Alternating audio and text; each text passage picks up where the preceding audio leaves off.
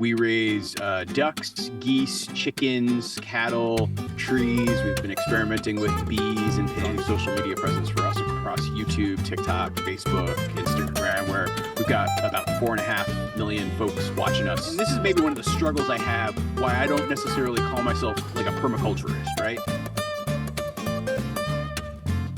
Hello and welcome to the Permaculture Vine podcast. My name is Cormac Harkin and today we have Morgan Gold on the show. Welcome, Morgan.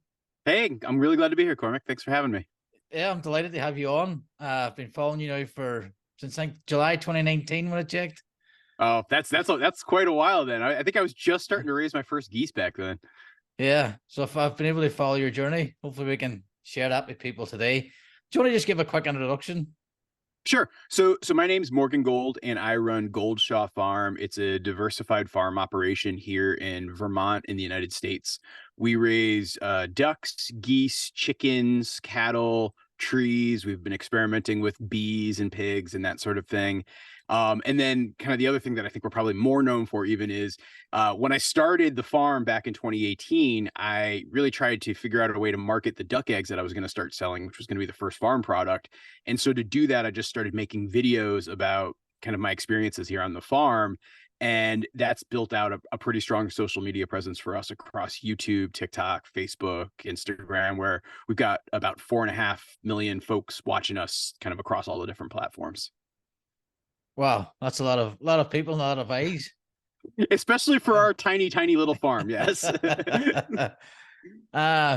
So this podcast is basically about permaculture and basically following people. How can we show examples for people working in permaculture? And do you want to just tell you how permaculture has influenced your farm? I know you have a permaculture orchard. Yeah, so I really fell down kind of the agricultural rabbit hole like late in life. Like I was in my 30s. I, didn't grow up on a farm, didn't have a background working in agriculture, but was working kind of in kind of the financial services industry and really unhappy with how things were going in my life. And as a side, I was actually doing a little gardening. So I was growing tomatoes on my rooftop in Brooklyn, New York when I lived there. When we moved to Washington, D.C., we actually ripped up the front yard of our row house and put in garden beds. And so I was like kind of dabbling and experimenting with just, growing a little vegetable here and there. But as I was doing that, I started to research things more and more. And I started to look at bigger things and started to kind of really study and learn about folks like, Joel Salatin or Mark Shepard or Stefan Subkowiak and kind of seeing the different sort of ways that agriculture can play out as a system where all of the different pieces fit together. And I know a lot of folks like to talk about kind of permaculture as a practice, and I'm a big believer in it. I've done a PDC before, like kind of gone that route.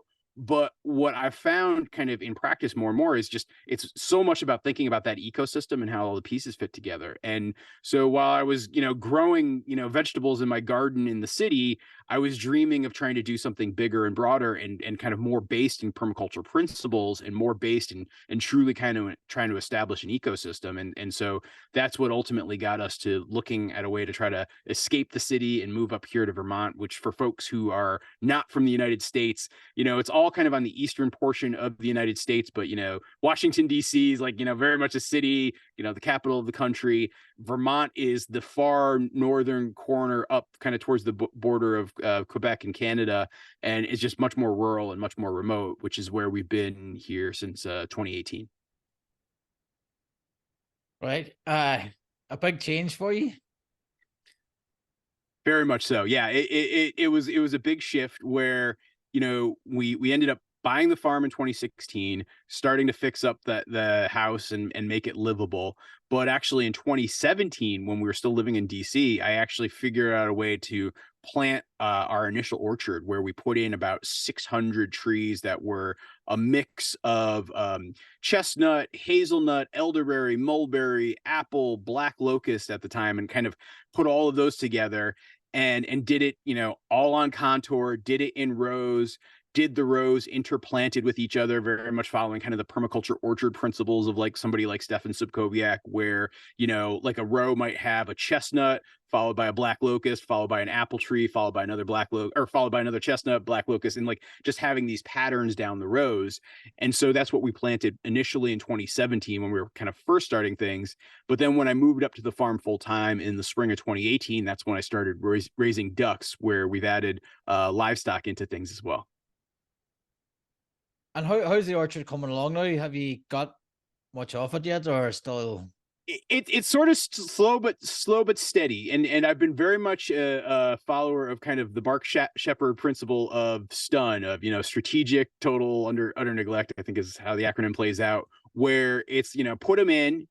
They were like year-old bare root tree seedlings, you know, mulch that first year or two, and just, you know, kind of let nature do its thing and see what performs and what doesn't. I've had some tree species or you know, cultivars actually kind of like just completely die out. Like, for example, we no longer have elderberry, we no longer have Siberian pea shrub, we no longer have hazelnut, because none of them actually did all that well. But black locust, chestnut, apple, and mulberry are primarily what we have interplanted there. We've also added a couple things like walnut and butternut into the mix as well. But that's what's been the focus. We've been getting mulberries. We actually would have gotten our first chestnuts this year, but we had a very late frost back in May, and it killed the few blossoms that I had. And so I was really hoping to have my first nuts this year, and unfortunately that's not going to be the case, but I'm feeling pretty good about it happening for next year. Right. So how long was that? 6-7 years? Yeah. So it's 2017, and yeah, here we are in the fall of 2023. So yeah, 6 years of just patience and letting it do its thing. And honestly, I mean, that's why I rushed so quickly to put the trees in as the very first thing, even before we were living here, just knowing that it takes time, particularly because it's bare root. And then I think the other thing that I'll add too that I've done is, as certain trees die or don't perform, I replace them with other trees that we sprout here on the farm, which is another side business that we have in terms of like the actual farming operations, where I'll sprout my own black locust, I'll sprout my own apple, I'll sprout my own chestnut, and those either get sold to folks as year-old bare root seedlings, or I just take them and plant them here on our farm for myself. And so that, you know, kind of constantly updating and replacing those means I have some trees which are, you know, over 20 feet high now and like getting really great growth, and then others that are like, I just planted them last fall. I actually kind of missed my window this fall, and so I'll probably end up doing some planting in the spring with some others, just to kind of sort of further flesh out some of the spots of chestnuts that haven't done well. But yeah, it's slow but steady, and it's patient, which is why it's like one of those things that I do that sits in the background on top of the other aspects of our farming operation, like the animals. Yeah. Yeah. I don't know. You have a lot going on there. So you have the orchard, the trees, the animals, and then the content, which we can get in a wee bit. So just in terms of the transition, before we move on to the sort of farm stuff. So I say somebody who's like myself, who might say, right, I'm in an office job, I'm in a job, I want to get on the land. Any advice for anybody that sort of will be following your stories? Any permaculturists out there want to do it? Any reality checks? Yeah, I mean, I think there's a couple of things, because I think, yeah, I mean, I know that like our story is not that different from where a lot of other folks kind of hope to be, you know, a few years out. And I think a couple of things that I found are this. Number one, the thing that you think you want to have play out and how it's going to play out never plays out the way you are when you're just kind of dreaming of it and writing it down on paper. And so to be willing to be kind of nimble and flexible and adapt to what your situation and your context specifically looks like, I think that is like one of the most important lessons for me. And it took me a couple of years to really come to that conclusion. Like, my initial plan was I was going to try to really focus on the duck egg operation, really build out a market, really differentiate myself, make that kind of the core farm product that we produce, and then let all the other things start to sit on the back of it. The challenge I found is there really just wasn't a market for it. There really wasn't people who wanted to pay a premium for it. And it became very much a secondary thing. While at the same time, I kind of pivoted a little bit and started to focus in on geese, which are absolutely a core part of our business on the farm, where we did, a ton of geese this year that we raise and sell, whether it be selling hatching eggs, selling goslings, selling birds, like meat birds, frozen birds that we harvest here on the farm. Like, each of those pieces is a huge part of our farm business now. That was not something I ever envisioned really getting into, but it was kind of like duck adjacent, which is how it got me there. And so to be flexible would be number one. I think number two, recognizing that, to do it in stages is usually the better way to go. Like I've seen a couple of folks where they're like, okay, I've got enough money saved. I've got a nest egg. I'm going to go do it all next year. I'm quitting my job. This is how I'm going to earn my living. I need to earn this much in year one. I need to do this. I need to do that. And like folks make these plans. Those plans don't create enough wiggle room for kind of that process that I described in kind of the first consideration, but it also doesn't give enough wiggle room for you to really find and build a market. And it puts almost undue stress on yourself. And so to be able to find ways to step into it versus leap into it, I think is super, super important. So can you find ways to have it be a side hustle while you still work your day job? Can you find ways to maybe switch jobs? Like that was something I did. So I quit the job I had in Washington, D.C. when I moved here to Vermont. When I moved up here, I actually took a pay cut and took a smaller job. But the advantage of that job was I could live right here on the farm and I could actually start raising animals. That gave me a chance for a couple of years to build up my business. And it really wasn't until January of 2022 that I quit that job, which was like a full-time day job, and just focused on the farm full time. And so I gave myself a number of years to ramp up. That ramping up gave me the flexibility and the security and kind of the diversified business to do it with confidence versus like a wing and a prayer and kind of having a lower probability of success. So you basically applied the same method to your orchard as you did your transition, just slow incremental steps, see what works, and then what you can focus on. Completely. And I think that's, like if you're going to look for a big macro theme or idea, I think that's a big one. And in that, and this is maybe one of the struggles I have, why I don't necessarily call myself like a permaculturist, right? And why I don't like, and I don't mean to say this insultingly, right? But like it can sometimes feel a little culty, where it's like you think about your principles, you think about your design zones, you think about like, oh, I need to have these guilds or I need to do these things. And so often what I find is just the observation and experience in working with your context and your situation specifically will dictate for you to do things differently than say I might do things. And so to be having the opportunity to make those adjustments and adaptations, I think is one of the more important kind of ideas that you need to have as you're looking to try to set up a farm of your own. Yeah, no, I agree with you on the cult thing. It's quite, I got chatted about it on the last podcast, which is out soon as well, that basically people get tunnel vision on it, and it has to be this certain way, where to me it's a tool to apply. It's not a way, it's not a way of life that you should do everything. It's just a tool you should apply in a certain set of circumstances. Well, completely. And I mean, here's the thing that I feel like I see with permaculture, because I personally had this as an experience, and I've seen other people fall into this too, where permaculture as a concept and ideas and sort of a way to think about agriculture very differently than kind of conventional methodology is super attractive, and it makes so much sense, and it's very logical, and it's very built on ideals, which I think are beautiful, beautiful ideals. I think it's recognizing though that when you go from that idea of sort of doing it at a very, very small scale to trying to be a practitioner at, say, a smaller but more medium-sized scale, you start to have to kind of make these trade-offs, and then to try to throw the layer of making a profitable business on top of it, you have other trade-offs you need to make as well. And so to be able to use those concepts, to be able to strive towards those ideals, I think are like, it's critically important, but also recognizing that if you're too dogmatic, you will fail. I think that's the thing that I wish I could see more folks coming to that conclusion. Yeah, a lot of I'm going to start a website. Somebody's probably taken this, but this isn't permaculture. That's not permaculture.com. And just put all the examples of people telling me that's not. And like, you're not allowed to earn money. That's capitalism, but you need a profit to actually sustain yourself. So then that gets you into the dogma and stuck in that rut, and you'll never expand and you'll never grow. Completely. Like you can have all the kind of socialist principles versus capitalist principles debates and discussions you want, but like for the context that I live in here in the United States, we have the system that we have, and sure, there's things that can help evolve that.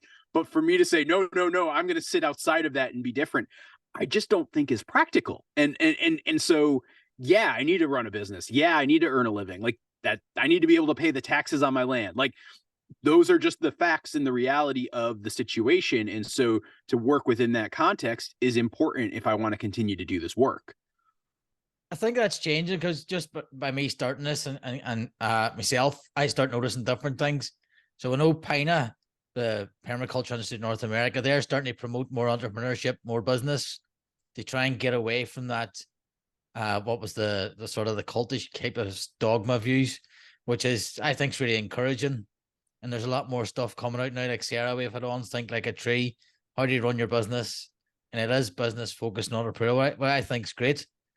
And it certainly gives me hope that I could get a full-time income. My background as a designer, I'm still working part-time, so I've got one foot out the door. Well, and I think that that's good, because to like be able to sort of start to see that, I think is important. I think the other thing that's really important, like just, hearing you say, hey, I'm a designer, like I think to be able to take your previous job skills and work skills, if you're trying to transition, a lot of people will almost forsake some of those things when, it's like you kind of work with the advantages that you have. And I'm not sure if you're familiar with this, but here in the United States, like when I was a kid, there was a computer game called Oregon Trail. And the game was about, you'd like be a kind of pioneer going westward in the United States, like in the 1800s. And you would start in different positions, whether you're like a banker in Boston, or I think it was like a carpenter in Missouri, and like a farmer in Indiana or something like that. And like you'd have these different things, and you have different skills as well as different disadvantages that come with each of those places that you come from. I think for anybody making a transition into agriculture as a second career or like a mid-career shift, like recognize those things and how do you use that to your advantage versus like say, oh, I don't have like, these skills, and kind of curse what you don't got. How do you use what you do?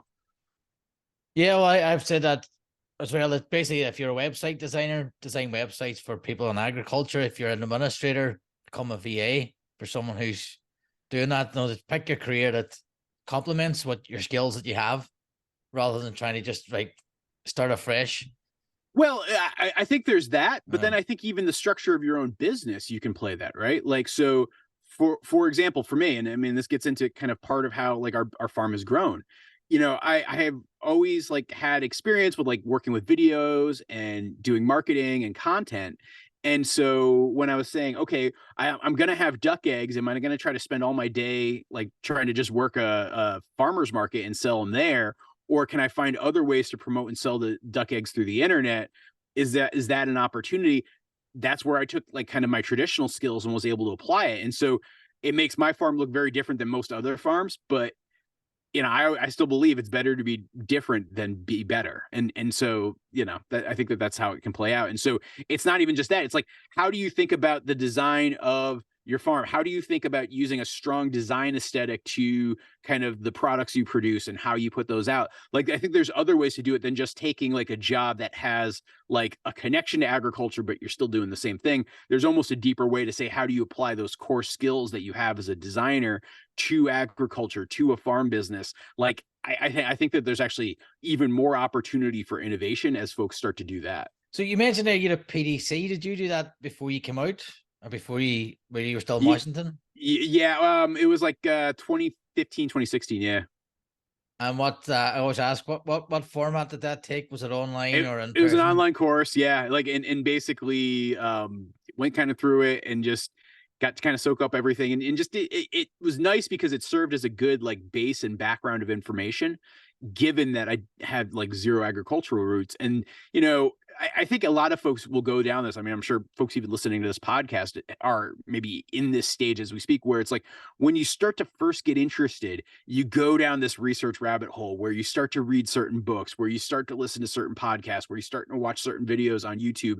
And kind of like each of those pieces, as you get deeper into it, like helps feed out and fill out kind of your knowledge base. And then you start to kind of build out and kind of form your own perspective. And for me, yeah, that PDC really helped as an initial wave of getting some understanding. I know your current operations, you have again multiple income streams from just your own farm stuff as well, which you've Yep. developed. Yeah, so in terms of like the income streams we have for the farm, as I mentioned earlier, trees are actually one where we sell tree seedlings. Maybe eventually we'll do tree crops, but we're not at that stage of development yet. Two, we do a lot with geese for basically, either breeding, selling live animals, or selling meat birds. And so that's a big part of it. And we have kind of like a full, we don't bring geese onto our farm at this point, other than like occasionally for genetic diversity. We don't like, when I did my first year of raising meat geese, I bought a bunch of goslings from a hatchery, and that's how I raised them out. Now everything that we sell as a meat goose is actually hatched here on farm from our breeding flock. And so what's nice is, like, because of the weather and climate that we have, the different stages of hatching and raising those geese kind of like give a different income stream, whether it's, like I said, fertilized eggs, whether it's selling, goslings to people who want to add a goose to their homestead or to their farm, or even want multiples. Or then once it gets later in the season, I hatch them here myself, and those just end up becoming all the meat birds that get harvested in the fall. Like, that's one example of it. We also do beef, and we raise cattle, and that's a newer thing that we've been doing since late 2021 and still getting up to scale. We did our first steer last year. We're going to have another steer next year. Then we're going to actually start to get into a rhythm where we're going to probably have a couple of steers each year that we're harvesting for beef. And so that becomes a business unto itself. And then we used to do duck eggs for hatching as well as for eating. I've actually phased it out because it's just the work and effort required wasn't meeting kind of the threshold from a profitability standpoint, and so I phased that out. And actually this year have been dabbling with doing pork, where we've been trying to make like pigs the ultimate recyclers, where we've been working with a few of the local breweries here in Vermont, which, Vermont as a state in the United States has more breweries per capita than anywhere else in the United States. And so basically taking spent brewers grains as well as like vegetable product waste, feeding pigs off of that, and seeing, like, is there a business case for something like that working? And we just did our first wave of that this year, and so like I'm still kind of working through the numbers and sales, but like that I think is going to ultimately be a part of the farm business as well. So it's like, yeah, kind of each of these pieces kind of coming as kind of a bigger part of the picture for us. So you've touched on it there. Your approach to everything then is very from a financial point of view. You weigh all these things before you add something to the farm. You've already thought this out and weighed it out. Well, yeah. So I mean, it's not to say that everything fits into that mold. Like, we have bees on our farm, and I have bees for two reasons. One, I think they're really good for the ecosystem of the farm, but then two, we get some honey.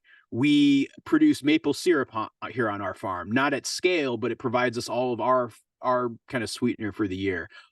We have like a kitchen garden where, probably about 80% of our diet is coming from the farm in the warmer months, and, probably about still, 60% in the colder months. And like, that's just for us. We're not doing that commercially.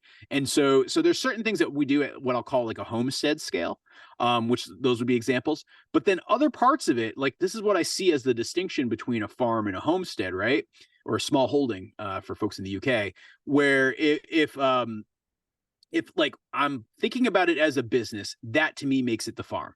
If I'm just thinking about producing food and then, eating it or maybe sharing it with some friends and neighbors or relatives, it feels like it's much more of a homestead scale. And so there's different parts of our operation here that fall into those two different categories. But I try to apply that like profitability mindset to it.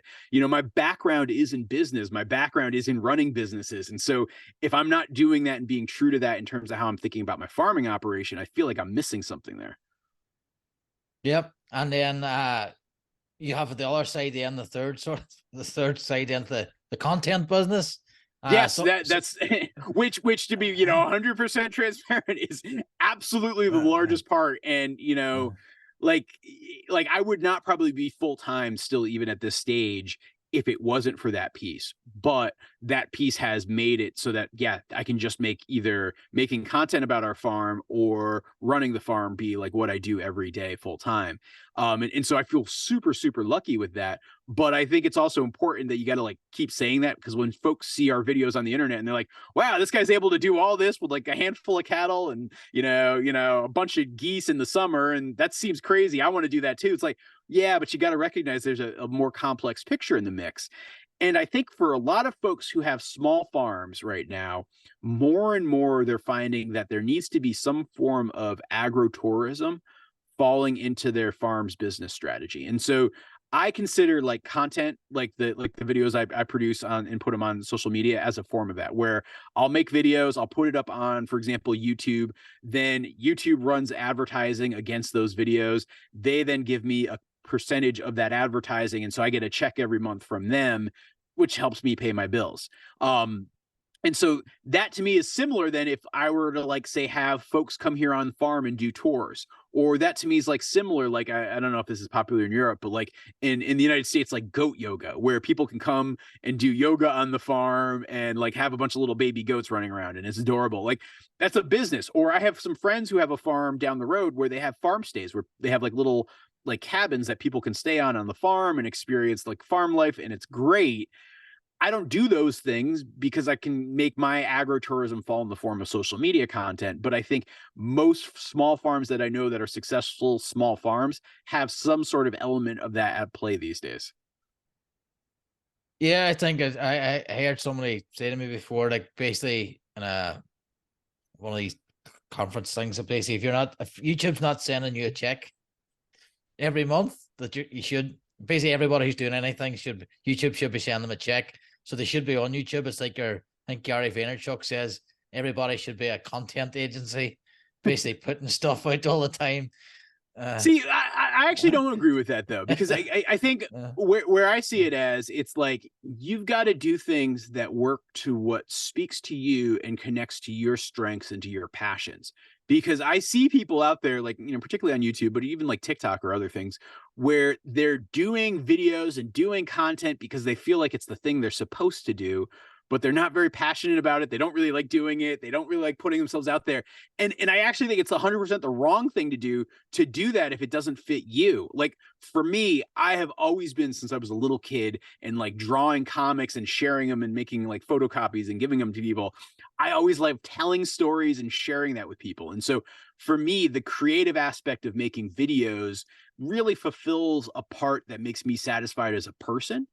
And so to couple like the two things I'm most passionate about, where like if I, won the lottery and just had like a massive windfall of cash, my life would not look that drastically different, because all I really want to do is work on my farm and make videos. And so I would kind of continue to do that. That's not everybody. And I sometimes feel like collectively there's this growing pressure that pushes people to do that, versus say, maybe you're a better writer, maybe you should think about writing, maybe you're actually better at like hospitality and engaging with people, maybe you're a better educator, you should think about courses and on-farm learning experiences. And like, so yeah, you're probably going to need sort of a non-traditional farm activity on your farm to make all the pieces fit. But I don't think people need to feel like this unfair pressure to say that they should be, or they have to be doing social media. Yeah, I agree. Do what makes you happy and you're comfortable with. And then there's the other perspective then, that people see like yourself, like what is it, 800,000 followers on YouTube, and then think I have to get to that. But I think too, there's a thing about 1,000 true fans. And you can make a modest income from only having a few thousand subscribers, and you serve that community, that smaller community, better, because you can serve each individual one.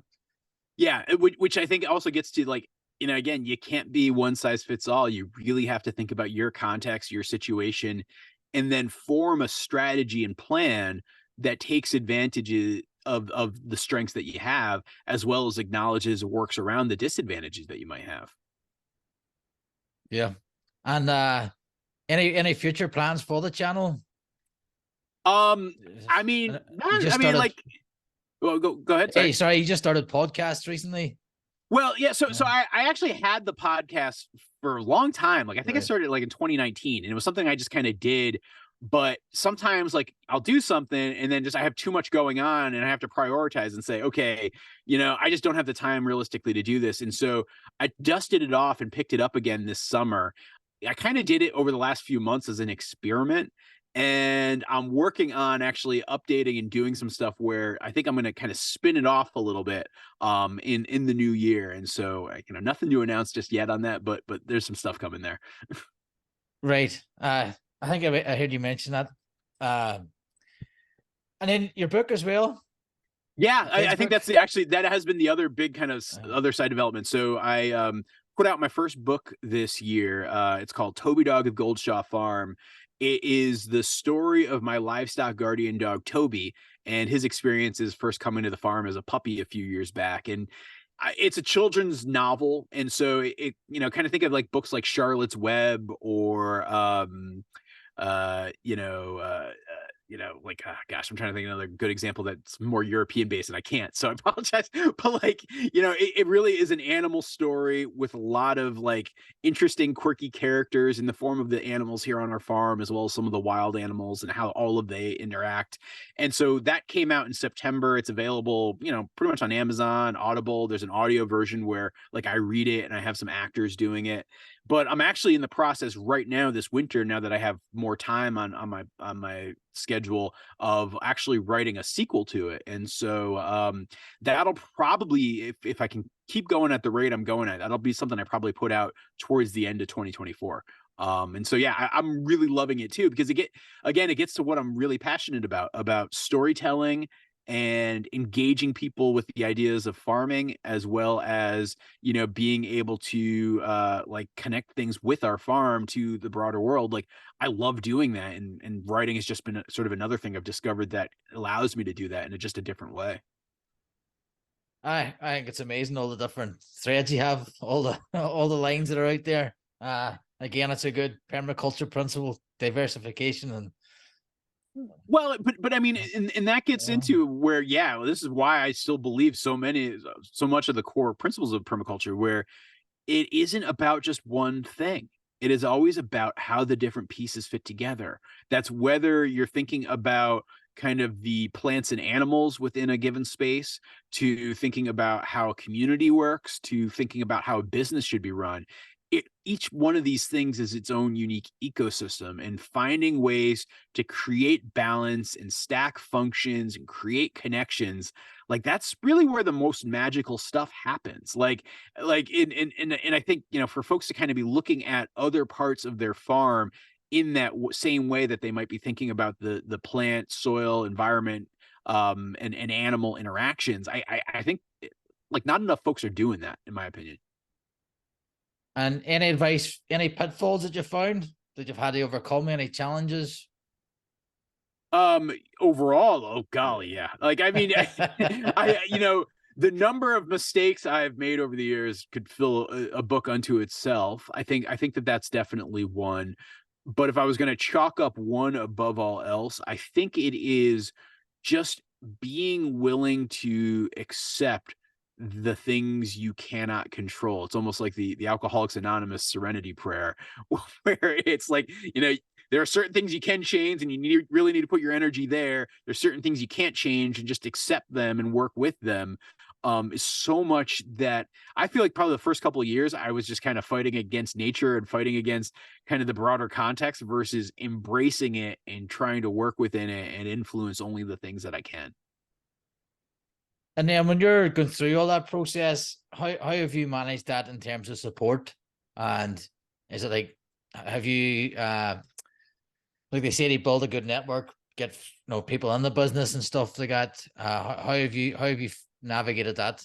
Yeah, so I mean, I think there's different pieces, and some of it's recognizing that I want to do myself versus can I bring in somebody to help. And so, for example, like at this point, we put out 4 long videos on YouTube each week, a couple of videos on Facebook, and then probably a dozen short videos across the different platforms. And so, like, I brought on an editor to help me do that, and so like I have some help there. But then other parts of my farm business I've actually kept small so that I could just be a one person operation. And so you know, like I could have probably doubled or tripled my goose sales this year, but I wouldn't have been able to do all that myself. And so I kind of kept it at where it was just so that I could kind of keep it more manageable, as well as be able to do other things like the experiment with pigs. And so like it's just it's recognizing that, yeah, you bring on the help where you need it, bring on the help where you don't, and like make choices. You know, I've got friends who I can rely on to help me with certain projects and activities. I also have like folks who are great mentors and sources of you know, knowledge who I can call on and just shoot a text to and get some info.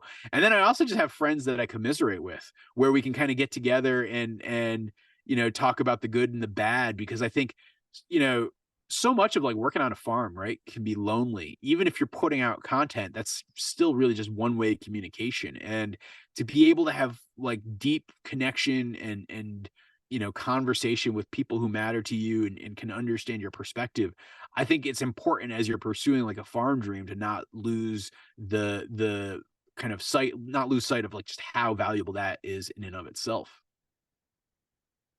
Yeah, it's I'm sure. Do you ever stop? You must be flat out 7 days.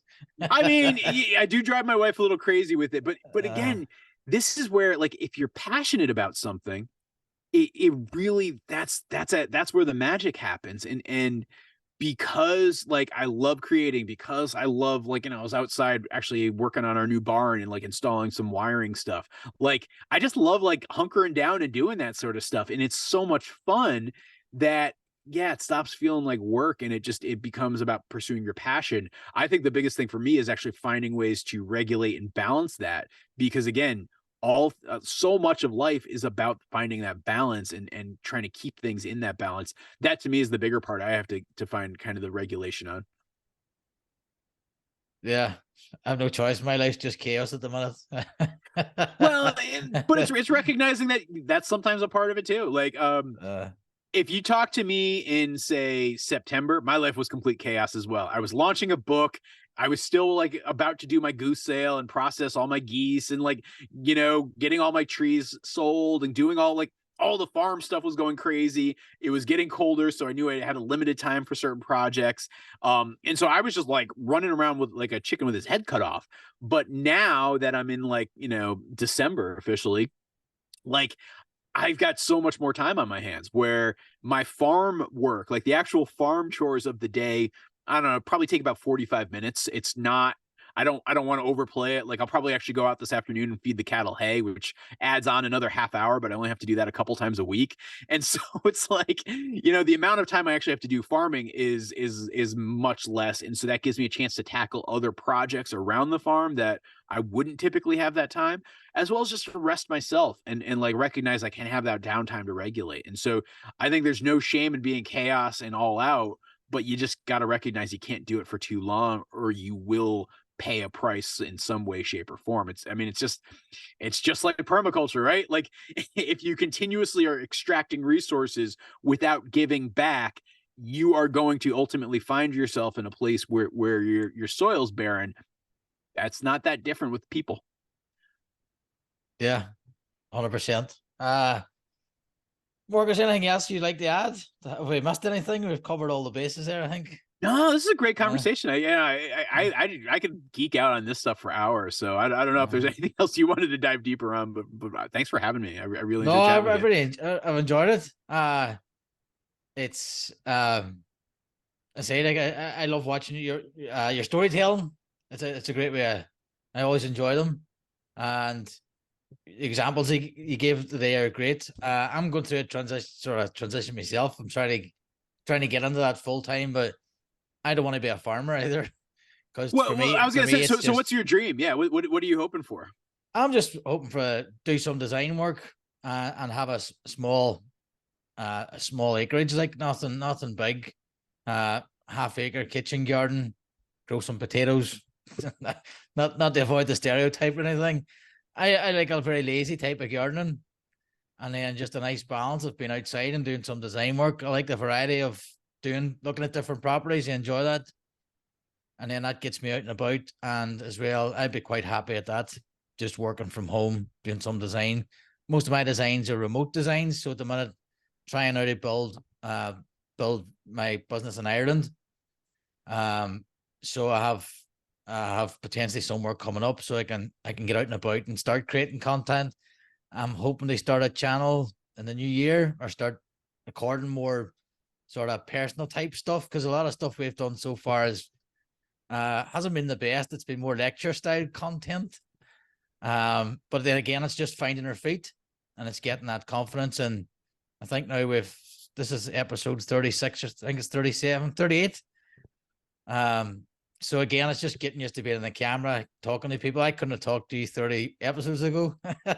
Well, but honestly, that's such a big thing too, because like I've left my oldest YouTube videos up just very intentionally, right? And like if you go back to like the spring of 2018 when I first started making videos, they're pretty rough, man. Like and very awkward. And I think that that's a big part of it, where the more you do it, just the practice and the experience and like getting through it and doing it over and over again and learning and evolving, there's just so much value in that exercise alone, which always feels so uncomfortable initially. But if you don't go through that discomfort initially, you're never gonna ever do it. I mean, like it's just a reality. It's part of the game. Yeah, and the reason I done this is I like talking to people. I find it very hard going on Facebook groups or Telegram groups and chatting. I like the face-to-face. I could talk for hours face-to-face to people. It's sitting in a bar, having a drink, talking all day. Well, but that's exactly what I was saying earlier, where it's like, if the more you can play to your strengths and the more that you can do what you feel most comfortable with and what you do best and make that a part of your strategy, the better off you're going to be, versus trying to say, oh, well, I got to go, make vlogs about, this or that. Like if having good, meaningful conversation is like where you are, and yeah, you're a great conversationalist, then get into it and like find ways to like take advantage of that skill and strength. Yeah, and you say you have to put in the reps. That's what I learned. You might want to do something, but not be comfortable. And I still have a long way to go yet, but I'm enjoying myself. I'm enjoying meeting different people, hearing different stories, and then bringing them examples to other people. I enjoy it. That's awesome. No, I mean, it's really great to hear. Yeah. So hopefully the channel now will be more focused on just me. I'm going to do 5 videos, see how I get on. And again, if I don't like it, I'll just leave them up there. Well, I mean, that's just it. Like you can do it, and then you can like. There's no rule that you can't stop. Like even like, I think so many people get in their own head like, oh, I can't stop now because people will be disappointed. Like, no, just if you're not getting value from it, you're not seeing value or enjoyment or anything from it, then yeah, just let it go. There's other ways to spend your time and energy. I'm the type of person, if I go into a movie theater and after 10 minutes I'm not enjoying it, I walk out. There you go. Some people will sit there because I'm here and I'll watch it and then come out and go, that's rubbish. Whereas I just go, nah, I'm away. Morgan, thank you very much. Absolutely. It's been a pleasure. And Goldshaw Farm on YouTube, and I'll leave your links in the description. Awesome. It's been great having you. Thanks for having me, Cormac. Great chatting with you.